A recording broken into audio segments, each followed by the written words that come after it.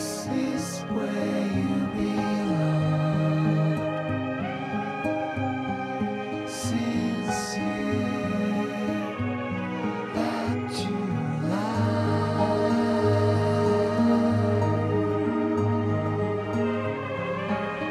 To show me the day-to-day life in some backwater village? When I mentioned the tale of the first warrior of light, did you expect it to begin with a sign from above, and journeys filled with mystery and wonder? My tale is one that actually happened, not something pulled from a storybook. And so what? Let's say for a moment that you are the warrior of light written in the prophecy. Tell me, where would your tale begin? It would not begin with an edict from on high, angels descending from the heavens to sing. No, your tale commenced the exact moment you came into existence. And like any good story, there are twists and turns along the way. But people judge protagonists by how they live their lives, not where they first came from. But I don't know how I've lived my life. My memories are gone. Yet, I think I know what you're getting at. That is all I can ask. The details matter little in the end, as long as the greater picture has been made clear. Show me what's next. When you told me that you were the first warrior of light, I expected a hero. But, you were just a nobody. I was a no-name country boy from a nondescript village. My talents with a blade were better than average, perhaps, but never had I left my homeland and traveled the world. Everyone else was a nobody too. Sarah, Chaos. We were all ordinary people, living ordinary lives. Never had I pictured myself being an adventurer. Let's just say, it wasn't exactly on my list of things to do.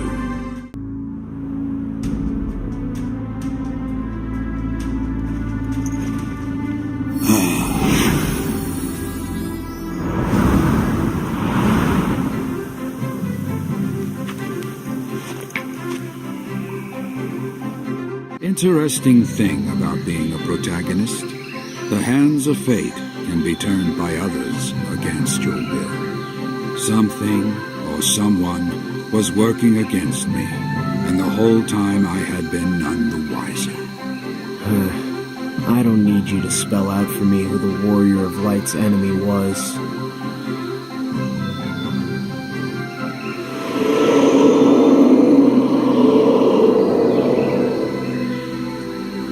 Lord Chaos, you are mistaken.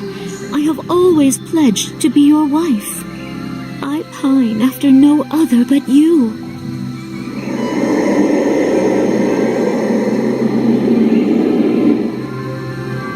No, you misunderstand. He has no feelings for me.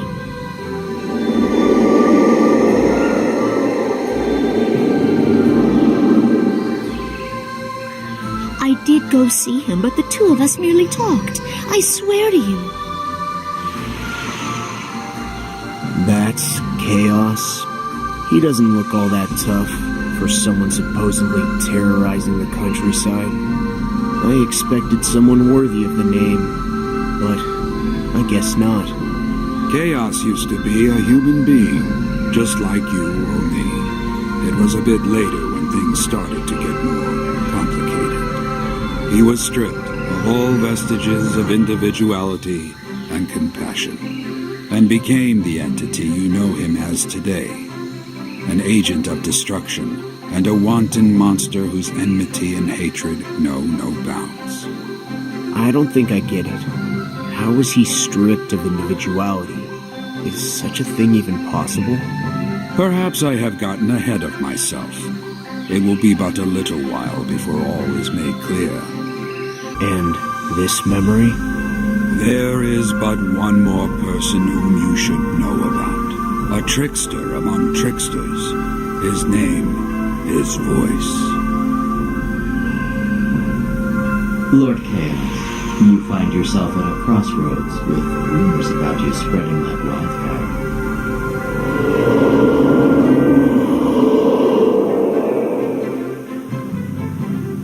the people in Palamecia's cities and villages speak of you in hushed whispers.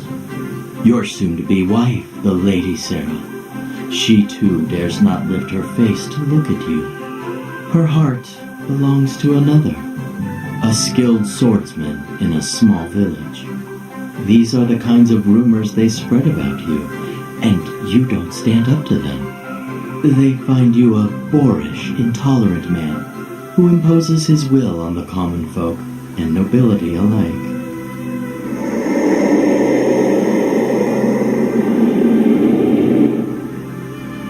But fret not, Lord Chaos. Your humble servant has devised a plan to turn the tides. If the Lady Sarah has eyes only for the village's most prestigious swordsman, then dethroning him and claiming that title for yourself would win the lady's heart. Oh yes, a display of your power would show all detractors that you are not a joke to be spread at taverns.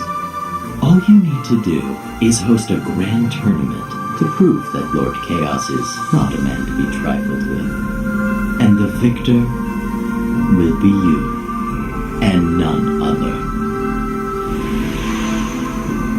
Does that voice not remind you of something? Or someone? It does. A voice preaching incessantly about the laws of Palamecia. And those same laws of Palamecia came into being shortly after that conversation. I believe I mentioned this before, but most painful memories have a distinct beauty when viewed from a far enough distance. Most, but not all. Some remain fresh, no matter how many times they have been bandaged. Wounds best left alone. If they're too painful to remember, then why not just forget them? Because they are lessons for others to learn from. Lessons that can help you turn despair into hope. I made a pact to never turn my back on the abject despair that I myself once felt.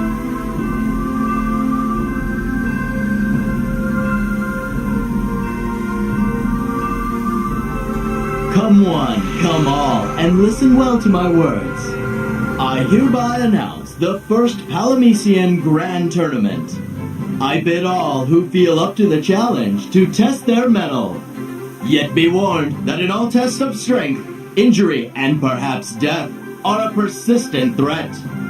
You there, do you quiver in anticipation or in fear?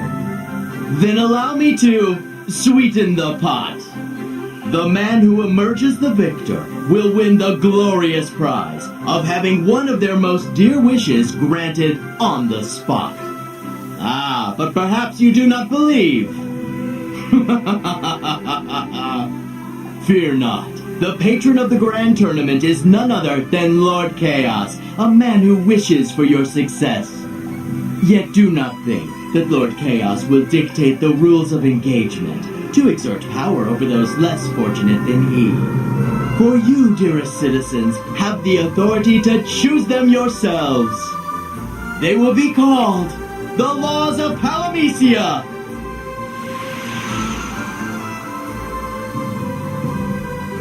That's Vox, but he seems more normal. He used to be a mere human as well. And then became what he is today. I remember that the prophecy had a tournament.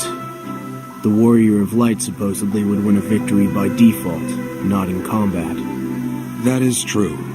Another one of my so-called exploits that came to become part of the prophecy. As you can see, my tale is tied inevitably to it. Chaos is entering the competition too. Do you think he'll marry Sarah if he wins? Maybe. He seems confident.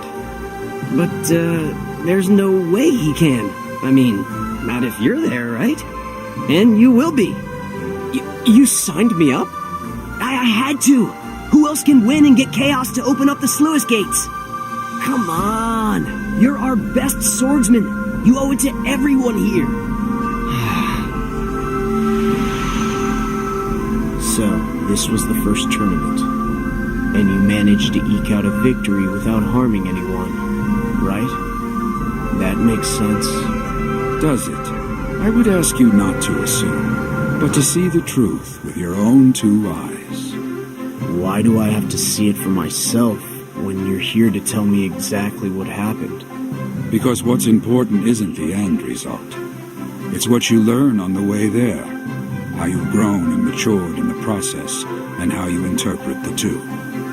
Even though I never intended to leave my village behind and set out on a life-altering adventure, I was forced to by things beyond my control, and my fate was decided on the battlefield rather than the rice field. So you didn't like fighting? I resented the unfairness of reality and complained every last step of the way. I want to show you everything that I saw, heard, and felt in my journey. If you learn why my path was the way that it was, you might find clues on how to overcome the forces that seek to shape your life, particularly when you are faced with choices that may end in anger. That is my gift to you. So I'm supposed to learn from you and live in exactly the same way? No, I ask that you pay close attention to what I show you. Take whatever kernels of wisdom that you may, and use them so that you do not end up a lonely old man.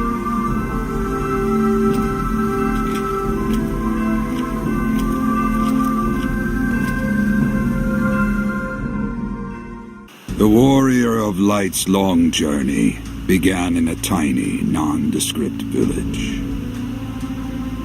A village that had long been terrorized by its ruler, Chaos.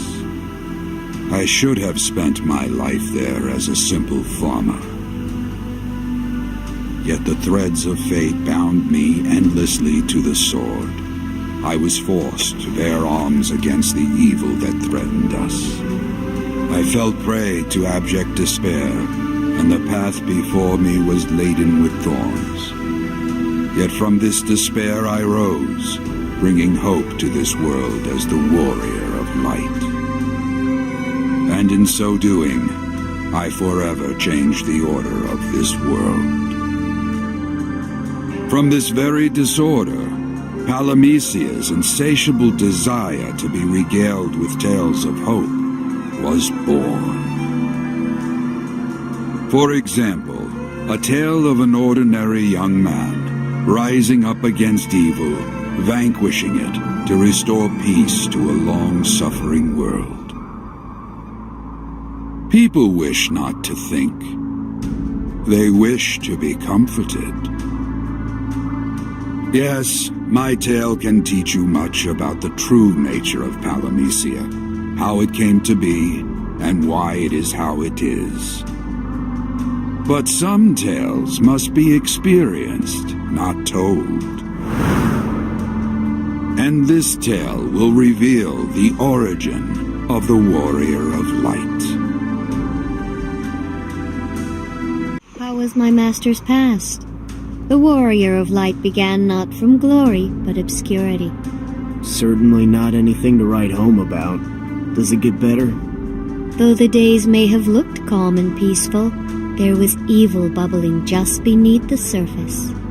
Where we stand now is much the same. You may find it to be still and quiet, but nothing could be further from the truth. Is that so? This place exists between reality and my master's memories. A land of countless battles, both amalgamated and warped in form. I hesitate to call it hell, but instead, a place for atonement. But more than that, it's also a place for a prospective Warrior of Light to train. Now we're back to the endless trials. If we are to continue down this path of memories, you must experience more personal growth and unlock your potential. But if you truly feel that you are ready for what lies ahead, then I will let you pass without any objections.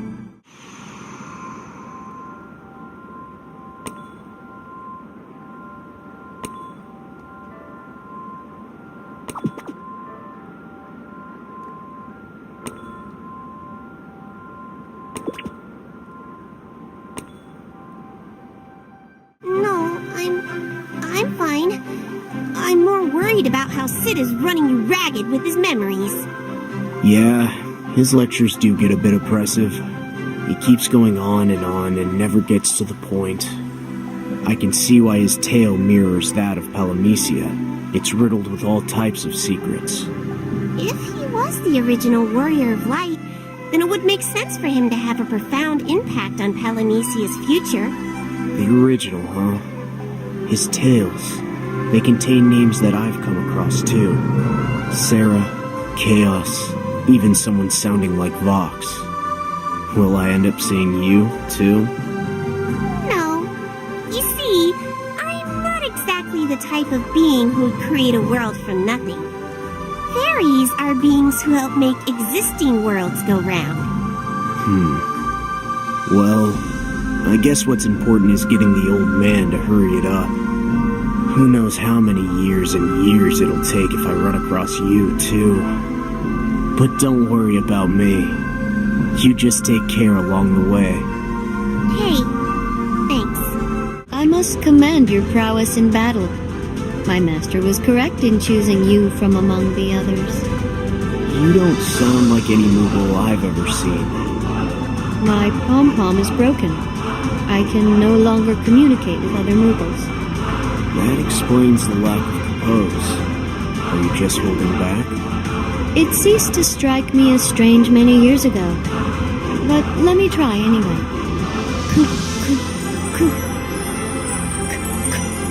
Don't strain yourself. And you say that you're unable to talk with the other Moogles. At all? No, I no longer can. Sad. Do not feel pity for me. Where one bond is severed, another is created. In my case, the bond between me, my master, and his memories. Memories of a journey filled with hope. Memories of the wind at our backs as we pressed forward. Memories of his path to become the Warrior of Light. And is this the source of all the Moogles' prophecies? I cannot say with certainty, but I think that perhaps Moogles were created to pass on the tales of hope that bring salvation to the people of Palamecia. Created? You mean you're someone's creation? In much the same way as Palamecia itself. An odd answer. Yet still, a fitting one with this even odder world.